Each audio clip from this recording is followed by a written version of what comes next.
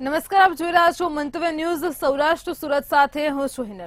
સુરેન્દ્રનગરથી સમાચાર સામે આવી રહ્યા છે। સુરેન્દ્રનગરમાં નીંભણી ડેમ ઓવરફ્લો થયો છે।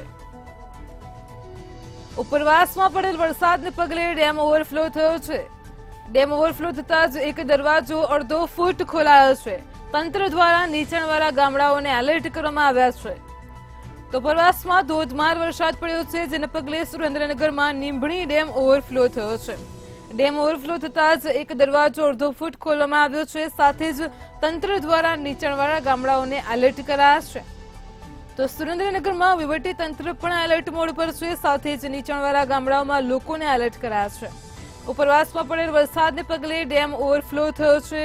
નયનરમ્ય દ્રશ્યો સામે આવ્યા છે। તો સુરેન્દ્રનગરમાં નીંભણી ડેમ ઓવરફ્લો થયો છે। ઉપરવાસમાં પડેલ વરસાદને પગલે ડેમ ઓવરફ્લો થયો છે।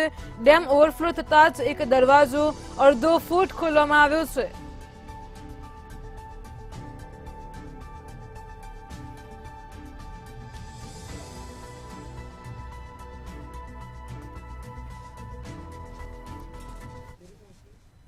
ભાવનગરમાં રેલવે કર્મી લાંચ લેતા ઝડપાઈ ગયો છે। સમાચાર સામે આવી રહ્યા છે ભાવનગરથી। અહીં રેલવે કર્મી લાંચ લેતા ઝડપાયો છે। તો સમાચાર સામે આવી રહ્યા છે ભાવનગરમાં 15,000ની લાંચ લેતા રેલવે કર્મી ઝડપાયો છે। એનઓસી ઇસ્યુ કરવા માટે લાંચ માંગી હોવાનું સામે આવ્યું છે। 15,000ની લાંચ લેતા રેલવે કર્મી ઝડપાયો છે। વર્ગ 3ના 2 કર્મચારીઓએ લાંચ માંગી હતી। તો ભાવનગરથી સમાચાર છે। રેલવે કર્મી લાંચ લેતા ઝડપાયો છે। અમદાવાદ એસીબીએ છટકો ગોઠવીને આ કર્મચારીને ઝડપી પાડ્યો છે। 15,000ની લાંચ લેતા રેલવે કર્મી ઝડપાયો છે। કર્મચારીને લાંચ લેતા અમદાવાદ એસીબીએ રંગે હાથ ઝડપી પાડ્યો છે। એનઓસી ઇસ્યુ કરવા માટે લાંચની રકમ માંગી હતી।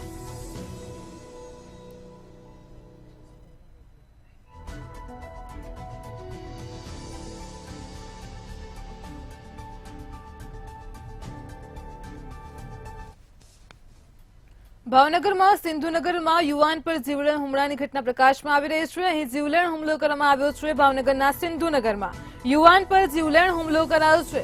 તો સમાચાર સામે આવી રહ્યા છે ભાવનગરથી। સરદારનગર પાસે આવેલ સિંધુનગર ખાતેની ઘટના પ્રકાશમાં આવી છે। તીક્ષ્ણ હથિયાર વડે યુવક પર જીવલેણ હુમલો કરવામાં આવ્યો છે। ભરતભાઈ સખીજા ઉપર જીવલેણ હુમલો કરવામાં આવ્યો છે। તો ઝઘડો કરવાની મનાઈ કરતા જ 2 લોકોએ તીક્ષ્ણ હથિયાર વડે હુમલો કર્યો હતો। ઈજાગ્રસ્તને સારવાર માટે સટી હોસ્પિટલ ખાતે ખસેડાયો છે। સમગ્ર ઘટના સીસીટીવી કેમેરામાં કેદ થઈ છે। તો સરદારનગર પાસે આવેલ સિંધુનગરમાં ઘટના બની છે। ભાવનગરના સિંધુનગરમાં યુવાન પર જીવલેણ હુમલો કરાયો છે।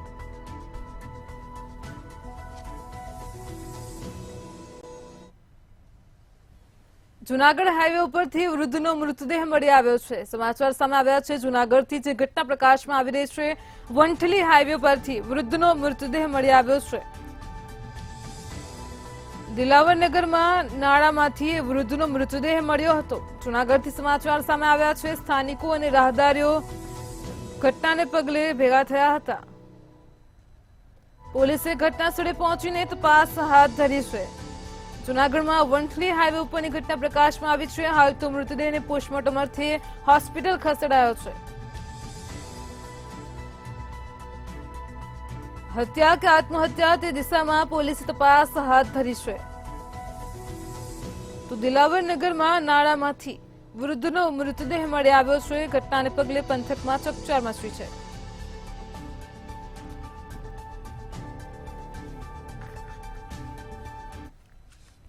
રાજકોટમાં જીએમએસસીએલના ગોડાઉનની બેદરકારી સામે આવી છે। જીએમએસસીએલના ગોડાઉનની બેદરકારીના કારણે લાખો રૂપિયાનો દવાનો જથ્થો પાણીમાં પલળી ગયો હતો। એક તરફ સરકારી હોસ્પિટલોમાં દર્દીઓ માટે દવાઓનો સ્ટોક નથી, બીજી બાજુ લાખો રૂપિયાનો જથ્થો પલળી ગયો। જોકે મેનેજરને જાણ હોવા છતાં પણ જથ્થો બહાર રાખ્યો હતો।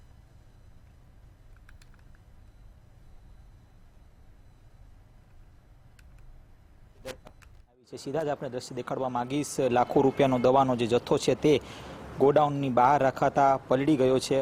એક તરફ સરકારી હોસ્પિટલમાં ગરીબ દર્દીઓ માટે દવાનો અભાવ ક્યાંક દેખાઈ રહ્યો છે, ત્યાં બીજી બાજુ લાખો રૂપિયાનો જથ્થો છે તે પડી ગયો છે. ચોમાસા પહેલાં દવાનો જથ્થો ગોડાઉનની બહાર રાખવામાં આવ્યો છે અને તેના જ કારણે કહી શકાય કે આ દવાનો મોટા પ્રમાણમાં જે જથ્થો છે તે પડી ગયો છે. ખાસ તો જે ભારે વરસાદ વરસ્યો હતો તેના જ કારણે આ ગોડાઉનનું જે સામગ્રી છે એટલે કે જે દવાનો જે જથ્થો છે તે પલળી ગયો છે. ગોડાઉન મેનેજરને જાણ હોવા છતાં જથ્થો છે તે બહાર રાખવામાં આવ્યો. એક મોટો સવાલ ક્યાંક ઊભો થઈ રહ્યો છે. એક્સપાયરી ડેટ તપાસમાં આવી તો તમામ જથ્થો 2026માં એક્સપાયર થાય છે. આ પ્રકારનો જે વિગતો છે હાલ મળી રહી છે. આપને દ્રશ્યો પણ દેખાડવા માંગીશ. આ એક દવા છે કે જેનો જે કહી શકાય કે જે એક્સપાયરી ડેટ છે તે 2026 પૂરો થાય છે. એટલે કે સવાલ ક્યાંક ઊભો થાય છે કે શા કારણે આ જે દવાનો જે જથ્થો છે તે અહીં રાખવામાં આવ્યો, એટલે કે બહાર ખુલ્લામાં રાખવામાં આવ્યો હતો. હવે આ તમામ જે દવાનો જથ્થો છે તે હવે વેસ્ટ થયો છે. આ પ્રકારની માહિતી ક્યાંક હાલ મળી રહી છે. ત્યારે ચોક્કસથી સવાલ અનેક ઊભા થાય છે કે કોના કહેવાથી આ દવાનો જે જથ્થો છે તે બહાર રાખવામાં આવ્યો છે. GMSCL દ્વારા સિવિલ હોસ્પિટલમાં દવાનો જથ્થો છે તે સપ્લાય કરવામાં આવતો હોય છે. આ એક પ્રક્રિયા હોય છે. ગોડાઉન હોવા છતાં દવાનો જથ્થો છે તે બહાર રાખવામાં આવ્યો. એટલે કે સવાલ તો ઊભો થાય છે કે શા કારણે આટલી મોટી સંખ્યાનો જે જથ્થો છે તે જથ્થો બહાર રાખવામાં આવ્યો. અનેક દવાઓ જેમાં જે એક્સપાયરી ડેટ લખેલી છે 2026ની લખેલી છે, એટલે કે અત્યારે હાલ 2024નું સાલ ચાલી રહ્યું છે, ત્યારે 2026ની સાલના જે દવાઓ છે તે બહાર રાખવામાં આવી છે. એટલે કે સવાલ તો ઊભા થાય જ છે. ત્યારે આ સવાલને હવે કઈ પ્રકારની હવે પ્રતિક્રિયા મળે છે એ પણ હવે જોવાનું અતિ મહત્વનું રહેશે, કારણ કે આ દવાનો જથ્થો છે તે ક્યાંક લાંબા સમયથી અહીં પડ્યો હતો અને જે ગુજરાતમાં ભારે વરસાદ પડ્યો એ વરસાદના કારણે આ તમામ જથ્થો છે તે પલળી ગયો છે. આનો જવાબદાર કોણ છે, એક મોટો સવાલ ક્યાંક ઊભો થાય છે. કેમેરા પર્સન લલિત વ્યાસ સાથે ધ્રુવ કુંડેલ, રાજકોટ. રાજકોટમાં હોબાળો મચાવનાર મહંતને લઈને વિવાદ વધુ ઉગ્ર બન્યો છે. આ મામલે વાગુદળ ગામે મઢીના મહંત વિવાદમાં ફસાયા છે, જેમાં શ્રીનાથજીની મઢી આશ્રમમાંથી 2 ગાંચો મળી આવ્યો હતો. આશ્રમમાં એસઓજીની ટીમ દ્વારા તપાસ શરૂ કરાઈ હતી. સમગ્ર મામલે આગળની કાર્યવાહી FSLની ટીમ દ્વારા કરાશે. બાપુનો બિહેવ જોયો, મેં આર્ટિકલ વાંચેલું હતું કે રોડ ઉપર એમને ઉધમ મચાવેલો હતો અને ધીમે ધીમે અહીંયા ન્યૂઝવાળા પણ અલગ પહોંચી ગયા અને મને ગામવાળાને પણ જાણ થઈ કે અહીંયા આ ગાંજાનો છોડ કહેવાય છે. અમને પણ ખ્યાલ નહોતો. ગાંજાના 2 છોડ આવે મળેલા છે. બાપુનું થોડોક હવે અહીંયા ઉધમ મચાવવાનું ચાલુ થઈ ગયું હતું. એમના ભક્તો અહીંયા આવતા, એમના માટે દોરા ધાગા પણ કરતા હતા અને અમે પણ એમને અવારનવાર કીધેલું આ છે તે ગામનો ખરાબો છે, તો અમે કાંઈ કાર્યવાહી ન કરી શકીએ. એટલે હવે અમે ફોરવર્ડ કરશું મામલતદાર સાહેબને. વાગુદળ ગામમાં આવેલી શ્રીનાથજી મઢીના મહંત છે તે વિવાદમાં ઘેરાયા છે. શ્રીનાથજી મઢી આશ્રમમાંથી ગાંજો છે તે મળી આવ્યો છે. ગાંજાનો છોડવા ક્યાંક ને ક્યાંક એસઓજીની ટીમને મળી આવતા તપાસ છે તે શરૂ કરવામાં આવી છે. આશ્રમમાંથી ગાંજાના 2 છોડવા મળી આવ્યા છે. FSLની તપાસ બાદ NDPS એક્ટ હેઠળ કાર્યવાહી છે તે કરવામાં આવશે.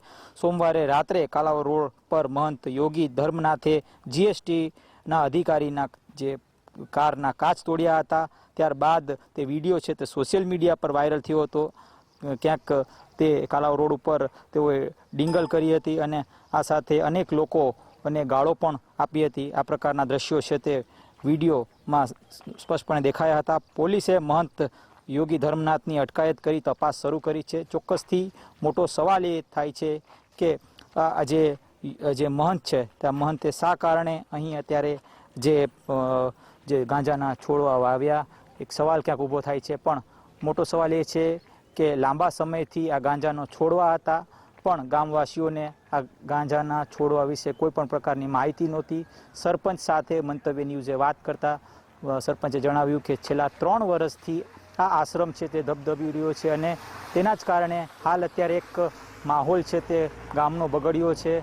ચોક્કસથી લાંબા સમયથી આ વિસ્તારમાં આ આશ્રમ એટલે કે આ ખરાબાના જગ્યા ઉપર આશ્રમ થતા લોકો અહીં આવતા હતા અને ખાસ તો મહંતની સેવા કરતા હતા. આવી એક જે પ્રાથમિક વિગતો ક્યાંક મળી રહી છે. ત્યારે હાલ એસઓજીની ટીમ છે અત્યારે તપાસ કરી રહી છે. ગાંજાના છોડવાને લઈને અનેક જે સવાલ ઊભા થાય છે તેને લઈને પણ હવે સવાલ ક્યાંક ઊભા થાય છે અને તેની પણ તપાસ શરૂ કરવામાં આવી છે.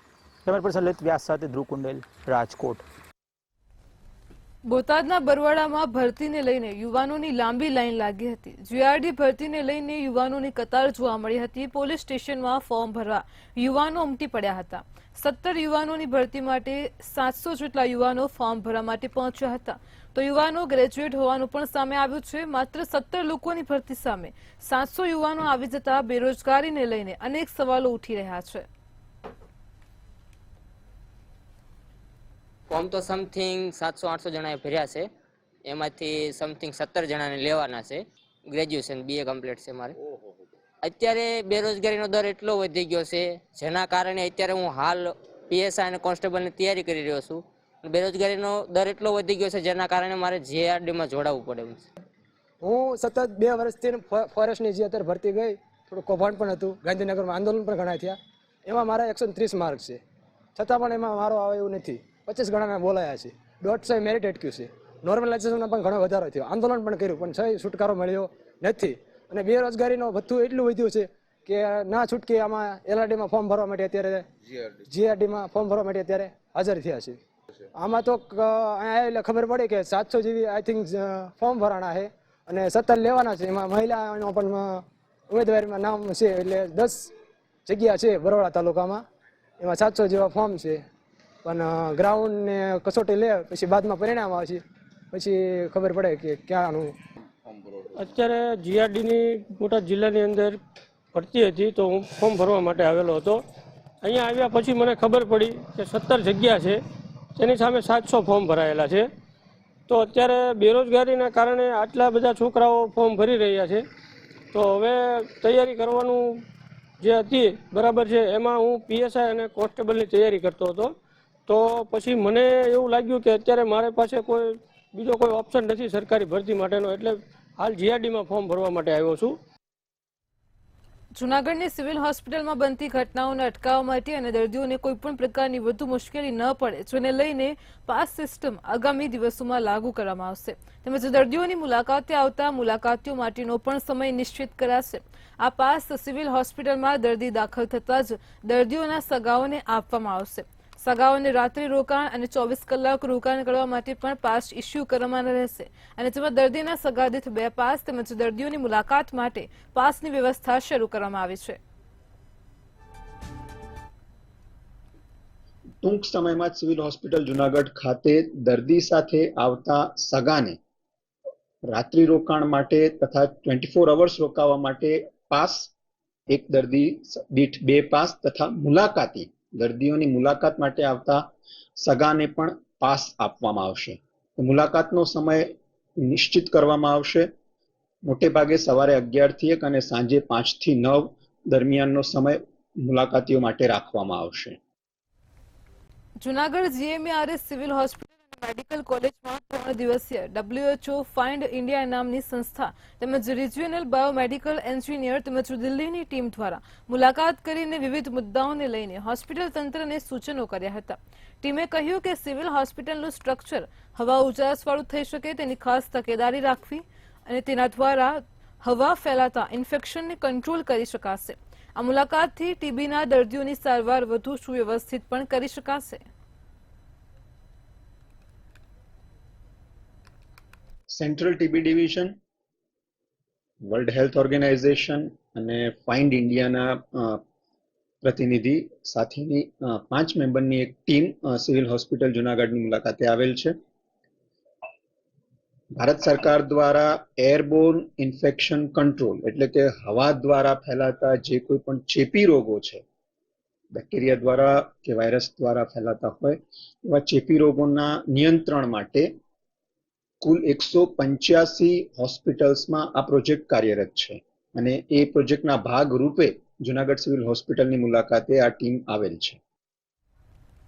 અત્યાધુનિક મોનિટરિંગ સિસ્ટમ દ્વારા ગુજરાતના સાસણગીરમાં સિંહ અને વન્યજીવોનું કેવી રીતે સંરક્ષણ થઈ રહ્યું છે તથા પ્રાણીઓ અને એમાં પણ ખાસ કરીને સિંહોને માર્ગ અકસ્માતોથી બચાવવા ખાસ વ્યવસ્થા કરાઈ છે. આવો જાણીએ આ વિશેષ અહેવાલમાં.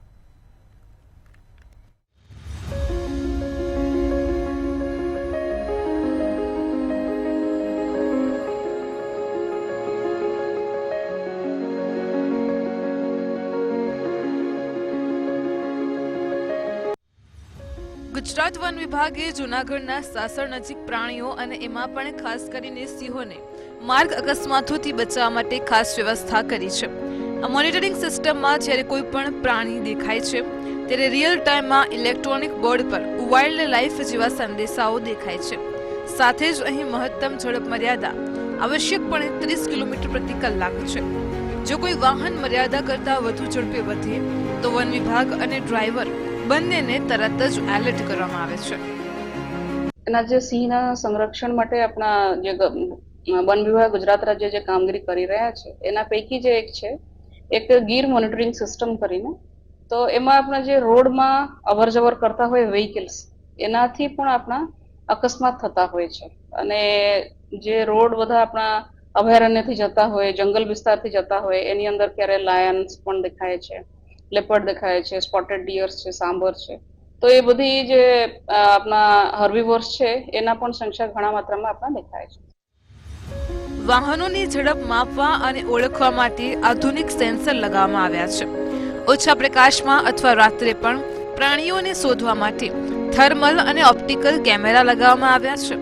આ સિસ્ટમ વાહનોની નંબર પ્લેટને આપમેળે ઓળખે છે. ત્યારબાદ સિસ્ટમમાંથી તમામ ડેટા સાસણગીર ખાતેના સેન્ટ્રલ મોનિટરિંગ સ્ટેશનને મોકલવામાં આવે છે. આ ટેકનોલોજી એ માત્ર જંગલી પ્રાણીઓની જ નહીં પણ માણસોની પણ સુરક્ષામાં સુધારો કર્યો છે.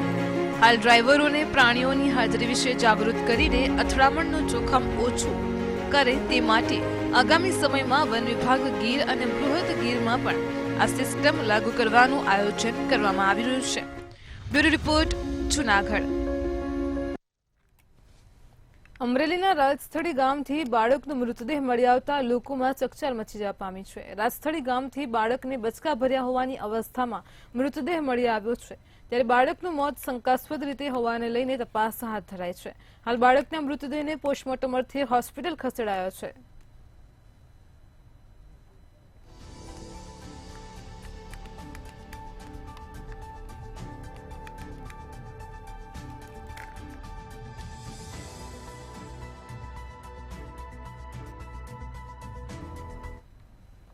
જૂનાગઢમાં સરકાર હસ્તક થયેલું જીમખાનું ફરી ખોલવામાં આવ્યું છે. સમાચાર સામે આવી રહ્યા છે. જૂનાગઢથી સરકાર હસ્તક થયેલું જીમખાનું ફરી ખોલાયું છે. જીમખાના મેમ્બરને અધિકારીઓની બેઠક મળી હતી, તો મેમ્બરે રજૂઆત કરીને જીમખાનું ખોલાવ્યું છે. આ જીમખાનાને હવે સરકારે હસ્તક કરી લીધું છે. જીમખાના મેમ્બરને અધિકારીઓની બેઠક મળી હતી. ટૂંક સમયમાં જ એજીએમની બેઠક પણ બોલાવાશે, તો કલેક્ટરની અધ્યક્ષતામાં બેઠક યોજાશે. બેઠકમાં નવા બંધારણ અને ચૂંટણી અંગે પણ ચર્ચા કરાશે. 24 કલાકમાં જ જીમખાનું ફરી ખોલાયું છે. જીમખાના મેમ્બરને અધિકારીઓની બેઠક મળી હતી. મેમ્બરની રજૂઆતને લઈને જીમખાનું ખોલવામાં આવ્યું છે. તો જૂનાગઢથી સમાચાર છે. સરકાર હસ્તક થયેલું જીમખાનું ફરી ખોલવામાં આવ્યું છે. આ જીમખાનાનું મેનેજમેન્ટ હવે સરકાર કરશે. તો મેમ્બરની રજૂઆતને લઈને જીમખાનું ખોલાવ્યું છે.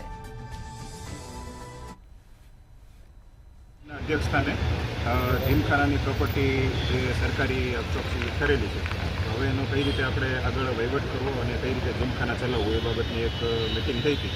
આમાં જે જીમખાના પૂર્વવત જે એના સભ્યો હતા એ અને અમારા સરકારી અધિકારીઓ બધા એક સાથે હાજર રહેલ હતા અને કલેક્ટર સાહેબનું માર્ગદર્શન પણ મેળવેલ છે.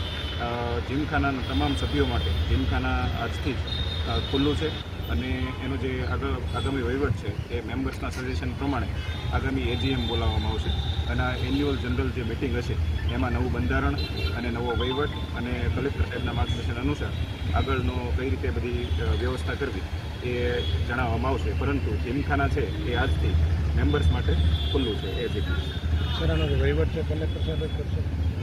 અત્યારનો હાલનો જે વહીવટ છે એના બાબતે એજીએમ બોલાવવાના છીએ અને એજીએમમાં નક્કી થશે. અત્યારનો જે વહીવટ છે જીમખાનાનો એ કઈ રીતે ચલાવવો એ એન્યુઅલ જનરલ મિટિંગમાં અમારા જે મેમ્બર્સ છે એ મેમ્બર્સની સૂચનાઓ પ્રમાણે આગળનો વહીવટ કરવામાં આવશે. ભાવનગરના તળાજામાં એક મહાકાય વૃક્ષ ધરાશયી થયું હતું. સમાચાર સામે આવ્યા છે. આજરોજ ઘટના બની હતી. તળાજા ખાતે મહાકાય વૃક્ષ ધરાશયી થયું હતું. ભાવનગરમાં ગોપનાથ રોડ ઉપર આ વૃક્ષ ધરાશયી થયું હતું. એક ટેમ્પો ઉપર વૃક્ષ પડતા જ નાસભાગ મચી જવા પામી હતી. તો મામલતદાર નગરપાલિકાનો સ્ટાફ પણ ઘટના સ્થળે આવી પહોંચ્યો હતો. લોકોના ટોળે પણ એકઠા થઈ ગયા હતા. વૃક્ષ ધરાશયી થતા જ રોડ બ્લોક થયો હતો. તો વૃક્ષને હટાવવાની કામગીરી શરૂ કરાઈ હતી. સદનસીબે ઘટનામાં કોઈ જાનહાનિ નથી થઈ. ભાવનગરના તળાજામાં ગોપનાથ રોડ ઉપર મહાકાય વૃક્ષ ધરાશયી થયું હતું. વૃક્ષ ધરાશયી થતા જ રોડ બ્લોક થયો હતો.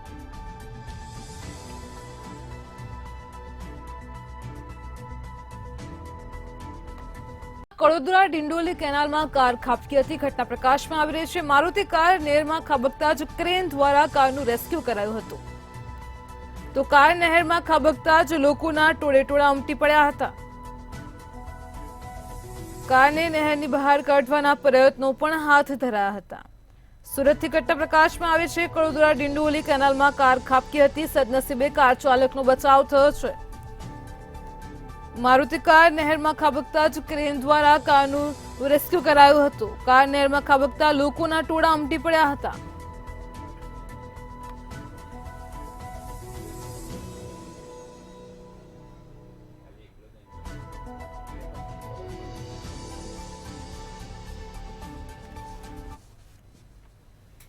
સુરતમાં ભાજપનું સદસ્યતા અભિયાન 2024નું આયોજનને લઈને સમાચાર સામે આવી રહ્યા છે. સુરતથી સમાચાર સામે આવી રહ્યા છે. ભાજપના સદસ્યતા અભિયાન 2024ના આયોજનને લઈને સમાચાર છે. લોન્ચિંગ કાર્યક્રમમાં મોટી સંખ્યામાં લોકોની હાજરી. ભાજપ સદસ્ય બનવા મિસકોલ કરવા આદેશ. તો દરેક કોર્પોરેટરે 2500 સદસ્ય બનાવવા અપીલ કરાઈ છે. સુરતથી સમાચાર છે. ભાજપ સદસ્યતા અભિયાન 2024ના આયોજનને લઈને સમાચાર છે.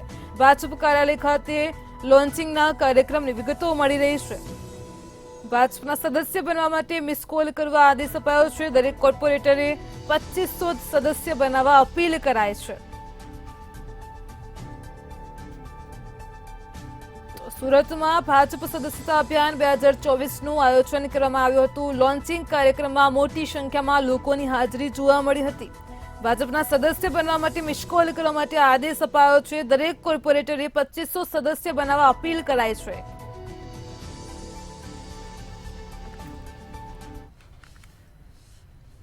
ભાવનગરના કુંભારવાડામાં આખલા યુદ્ધ થવાથી લોકોમાં ભાગદોડ મચી ગઈ હતી. કુંભલવાડાના રેલવે ફાટક પાસે બે આખલાઓ અચાનક જ બાખડ્યા હતા. આમ ઘટના બનતા જ વાહન ચાલકો પણ ભયભીત થયા હતા અને રસ્તો બદલ્યો હતો. આ બનાવ બનવાથી તંત્ર કોઈ નિર્દોષના મોતની રાહ જોઈ રહ્યું છે કે શું તેવા સવાલો ઉભા થઈ રહ્યા છે.